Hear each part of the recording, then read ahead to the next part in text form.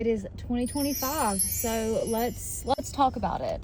First, for everyone who doesn't know who I am, I feel like I need to reintroduce myself on this page. My name is Sky. I am a personal trainer, a gym owner in the Charlotte area. I can proudly say that every single goal that I set for 2024, I achieved it and surpassed all expectations that I had for all three goals. It was the first year that I really took the time to sit down and plan my goals out. I think because I took them so seriously, and most importantly, I took myself so seriously, that is the sole reason that I was able to achieve every single one of the goals that I wanted. And I'm just here to tell you that you can too. We're gonna get a little sappy, we're gonna get a little serious here, because I'm gonna tell you exactly what it takes to actually meet your goals this year.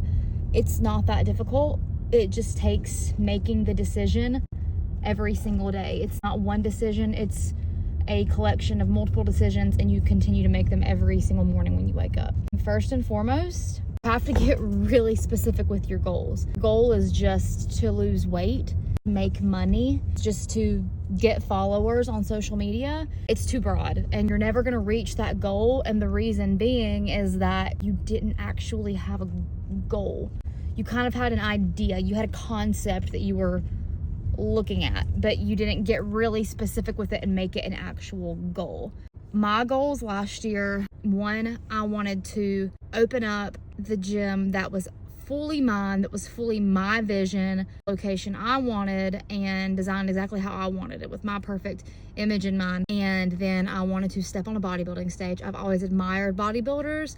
I have always admired how they train, the discipline, and I told myself when I was ready, I was going to sign with a coach and I was going to walk on a stage in 2024. Last goal was that I was going to take content creation seriously. And with that being said, I opened up my private gym in August of this year. It's beautiful. Just so proud of how far it's come. It's grown so fast. November of this year, I walked on a bodybuilding stage for the first time, got top 5 in my first show, and we're planning the season for next year, so I'm so excited. It was really the big one. I was just so proud of myself for actually doing that. Just really getting that mindset and keeping it. Now my goals are so much bigger and so much more specific because I proved to myself that I could do that. Last goal was to take my content creation seriously and went viral on TikTok, started making money off TikTok, and which I never thought would be, a thing. People do it, but you don't ever expect that you can actually do it yourself. I did all of those things. Those goals are still in place for 2025. But I've gotten super specific with them. And that's what you need to do. I have organized this year all of my goals out in quarters and monthly goals and small goals that lead up to big goals in my planner, and tangibly written them down. I highly recommend doing that. If it's a goal that's going to take you a little while to achieve, one, you have to first accept that you've got to be patient with yourself and be willing to put that time in for you to actually achieve that to the level that you want to achieve it. The best ways to do that so that you don't feel like you're just working forever and never reaching the goal is to set small goals in between, rewards for when you reach those small goals. So I've got monthly goals for myself this year that I've written out in my planner, rewards for each of those months, as well as quarterly goals. So January through March, March through May, summer goals.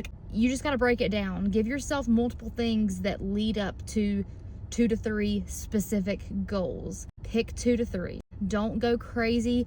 I want to do everything.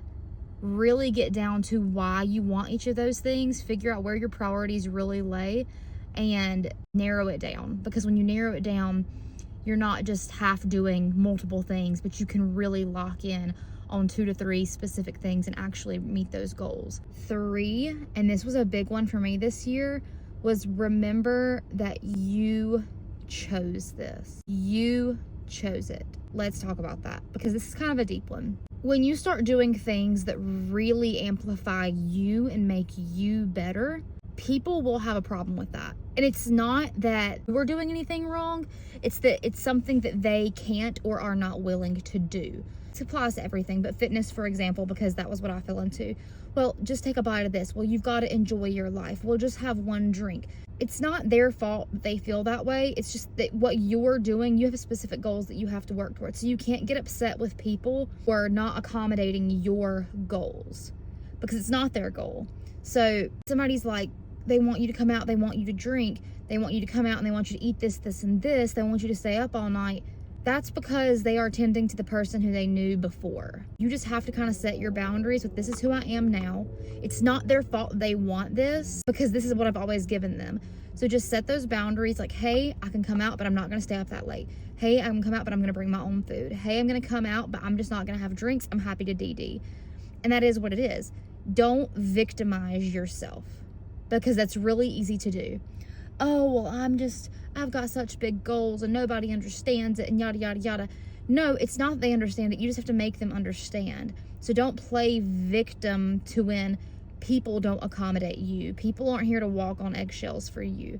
And when you get in that mindset, you also understand that every single thing that happens to you is your fault and solely your fault. And I know that sounds harsh, but it's actually a really eye-opening statement, because if you didn't reach this goal by this time, it's your fault. It's nobody else's fault but your fault. And there's nothing wrong with that, but if anything, it's a learning experience. Like, hey, what did I not do? What could I have done different? Was this even a reasonable goal for me? Put yourself at fault for what happens and what doesn't happen, because then when something happens, you're going to be even more proud of yourself. And then when something doesn't happen, you're going to be able to reflect, and you're not going to play victim to, oh, well, it was this, it was my time, it was my job, it was this person, I didn't have support from this person. No, we're self-centering this year. We are not playing victim to everything else around us. It's time to start holding yourself accountable. You need to hold yourself accountable. Your choices dictate your decisions. So remember, when something upsets you, when something gets in your way, you feel like work is the reason that you can't reach a goal, or time is, or your kids are, or your spouse is the reason that you can't do this, this, and this. Remember, you chose this. Not your employer, not your kids, not your husband, not your schedule. You chose this. So you need to figure out a way to work around this, this, this, and that. It's not the other way around. Those things are not going to change. You are what is changing. Everything around you isn't changing. You make the environment what you want it to be, and then you can do anything. All right, so break it down one more time. Get specific. Break it up into small goals. Narrow it down to 2 to 3 big goals. And last and most importantly, remember that you chose this. Do not victimize yourself. Hold yourself accountable. Those are your big things that you need to remember when setting your goals for this year. So that's that. I've got all my goals. I might do another video breaking down like my specific goals, just to kind of give you examples. I will say that I've got very, very big specific goals for my bodybuilding career. I have gotten super specific with them. You should see my planner. That's what I'm out and about running errands for today. Tomorrow, my coach has me starting a 90-day challenge that is going to lead up to when my next prep starts, which I'm so excited about. So now I kind of feel like it's the fun of prep without having to be so stressful, like a prep leading up to a prep. But this is the fun prep. This is the prep where I get to eat more, my muscles get to grow, I get to have more energy, I get to learn. Part of it is like reading books, but we're gonna make them educational, self-help, really growing ourselves and our character this season. So starting tomorrow, part of the way that I'm holding myself accountable is posting this 90-day challenge to social media. So every single day, a rundown of meals, what I've read, what I've learned, daily routines, stuff like that. If you're interested in kind of seeing what this 90-day challenge looks like for a bodybuilder working up to prep towards growing lean muscle while still maintaining and losing body fat, eating healthy whole foods, having a well-rounded schedule, socially, with family, with my career, being a business owner, then I encourage you to follow along. Social media doesn't have to be toxic. You need to find people who encourage you, who you can aspire to, not even to try to be somebody else, but to be the best version of yourself. So now I'm out and about. I'm heading out to grab some journaling stuff. I'm going to pick up my books, so I will do kind of a book haul for the books that I'm wanting to read over these next 90 days. And let's do this thing. Happy 2025, guys. It's gonna be the best one yet.